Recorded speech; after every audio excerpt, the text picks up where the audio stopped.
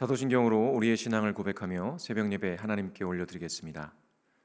전능하사 천지를 만드신 하나님 아버지를 내가 믿사오며 그 외아들 우리 주 예수 그리스도를 믿사오니 이는 성령으로 잉태하사 동정녀 마리아에게 나시고 본디오 빌라도에게 고난을 받으사 십자가에 못 박혀 죽으시고 장사한 지 사흘 만에 죽은 자 가운데서 다시 살아나시며 하늘에 오르사 전능하신 하나님 우편에 앉아 계시다가 저리로서 산자와 죽은 자를 심판하러 오시리라. 성령을 믿사오며 거룩한 공예와 성도가 서로 교통하는 것과 죄를 사하여 주시는 것과 몸이 다시 사는 것과 영원히 사는 것을 믿사옵나이다. 아멘.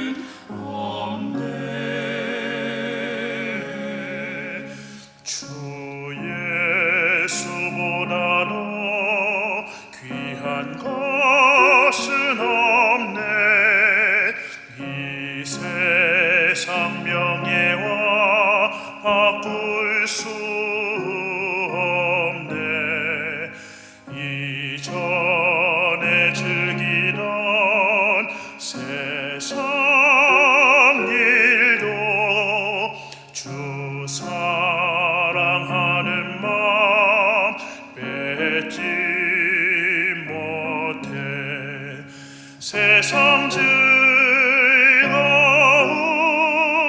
다 버리고 세상 자랑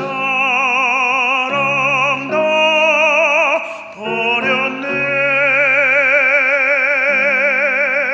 주 예수보다 더 귀한 것은 없네.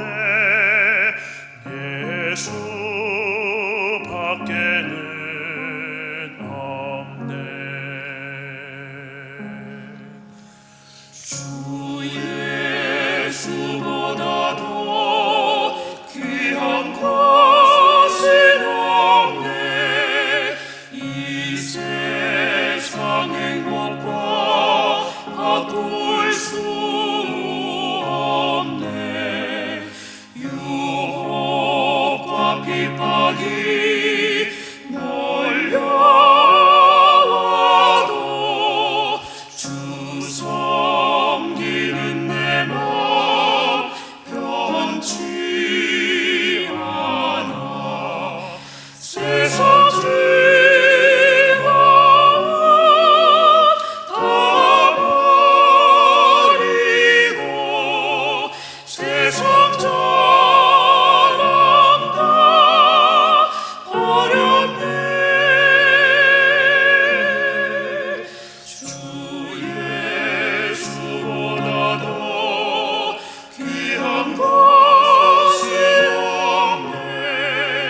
예수 밖에는 없네.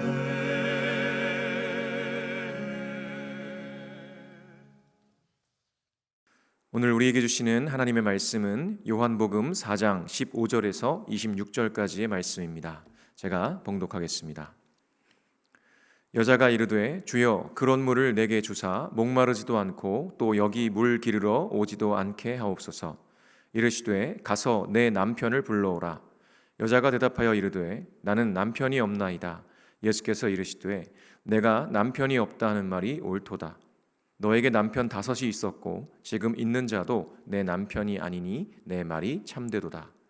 여자가 이르되 주여 내가 보니 선지자로소이다. 우리 조상들은 이 산에서 예배하였는데 당신들의 말은 예배할 곳이 예루살렘에 있다 하도이다. 예수께서 이르시되 여자여 내 말을 믿으라. 이 산에서도 말고 예루살렘에서도 말고 너희가 아버지께 예배할 때가 이르리라. 너희는 알지 못하는 것을 예배하고 우리는 아는 것을 예배하노니 이는 구원이 유대인에게서 남이라. 아버지께 참되게 예배하는 자들은 영과 진리로 예배할 때가 오나니 곧 이때라. 아버지께서는 자기에게 이렇게 예배하는 자들을 찾으시느니라. 하나님은 영이시니 예배하는 자가 영과 진리로 예배할지니라. 여자가 이르되 메시아 곧 그리스도라 하는 이가 오실 줄을 내가 아노니 그가 오시면 모든 것을 우리에게 알려주시리이다.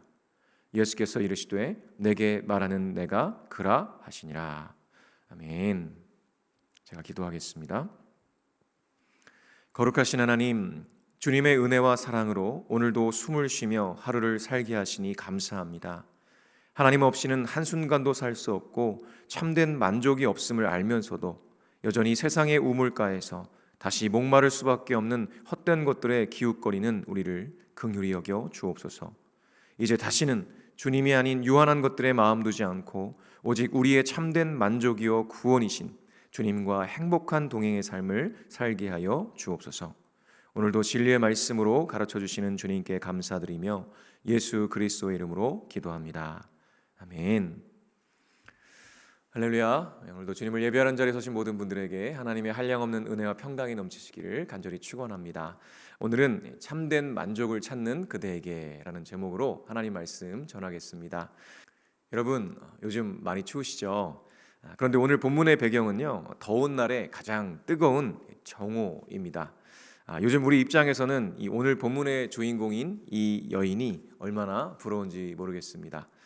그렇지만 이 여인의 실상을 들여다보면요, 부러운 것이 아니라 안타깝습니다. 이 여인은 사실 사람들의 시선이 두려워서 아무도 다니지 않는 가장 뜨거운 정오에 물동이를 이고 우물가를 찾아온 것이죠. 물론 목이 말랐기 때문에 생존을 위해서 이 우물가를 찾아야만 했을 것입니다. 그렇지만 그렇게 힘들게 찾아온 우물가에서 예상치 못한 인물을 만나게 됩니다. 바로 우리 예수님이시죠. 그리고 예수님과 이 여인의 대화를 살펴보다 보면요, 이 여인이 단순히 목마른 것이 아니라 다른 것이 있다는 걸 알게 됩니다.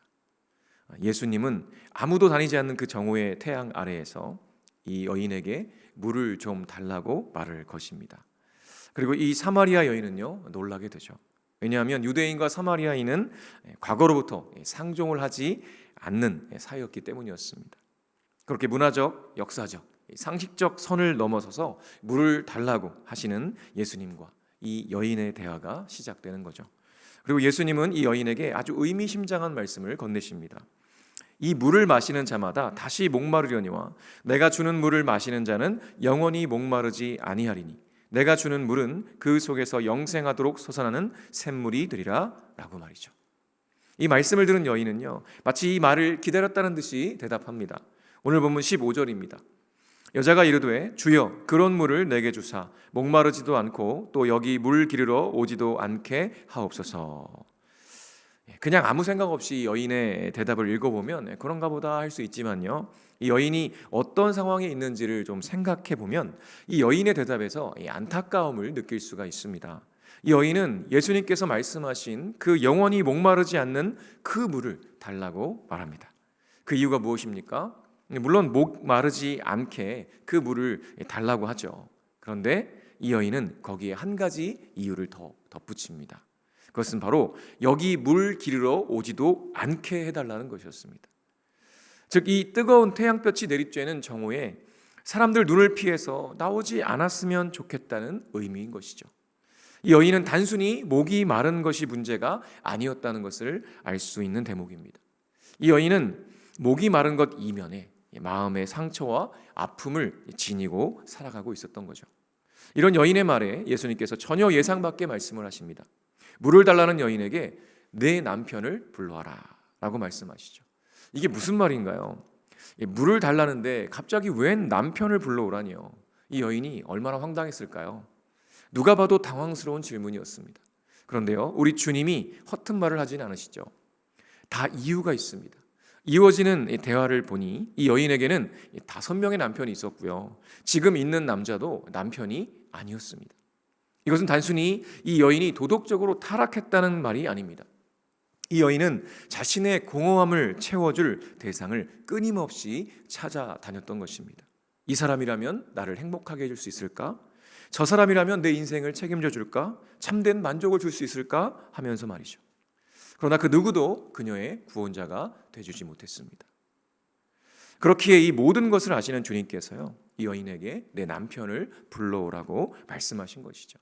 네가 그토록 의지하려던 그 남편이 정말 너를 구원했느냐라고 묻고 계신 것입니다. 이 여인에게 남편은요, 단순한 배우자가 아니었습니다. 자신의 불안한 삶을 지탱해 줄 것이라고 믿었던 세상의 안전장치였고요, 행복의 조건이었던 거죠. 5번이나 바꿔봤지만 여전히 채워지지 않는 그 갈증, 우리 주님은 그것을 보게 하시는 것입니다. 이것이 바로 우리의 모습이기도 하죠. 우리는 본래 하나님과 친밀한 교제를 누리며 살도록 지음받았습니다. 하지만 아담과 하와가 하나님을 떠나 자신이 하나님이 되어 살기로 선택하는 그 순간부터요, 하나님을 떠난 인간은 늘 그 하나님으로만 채울 수 있는 빈자리로 인해서 참된 만족을 누릴 수 없게 되어버렸습니다. 그리고 인간은 그 빈자리를 채우기 위해서 유사 하나님을 찾아 헤매고 있죠. 돈이 나를 안전하게 해줄 것 같고, 자녀의 성공이 내 명예가 될 것 같고, 사람들의 인정이 나를 행복하게 해줄 것 같았습니다. 하지만 그것들은요, 모두 이 사마리아 여인의 5 남편과 같습니다. 잠깐의 위로는 줄지 몰라도요, 결국 다시 목마르게 하는 유한한 것들일 뿐인 것이죠. 여러분이 지금 붙들고 있는 이 6번째 남편, 그 유사 하나님은 무엇입니까? 오늘 하나님께서는요, 이 말씀을 통해 그것을 묻고 계십니다. 이제 한 걸음 더 이 여인의 삶으로 들어가 보겠습니다. 예수님께서 자신의 아픈 곳을 찌르시자 여인은 말을 돌립니다. 19절과 20절인데요. 여자가 이르되 주여 내가 보니 선지자로소이다. 우리 조상들은 이 산에서 예배하였는데 당신들의 말은 예배할 곳이 예루살렘에 있다 하더이다. 이 여인이 말하는 이 산은 바로 그리심 산을 가리킵니다.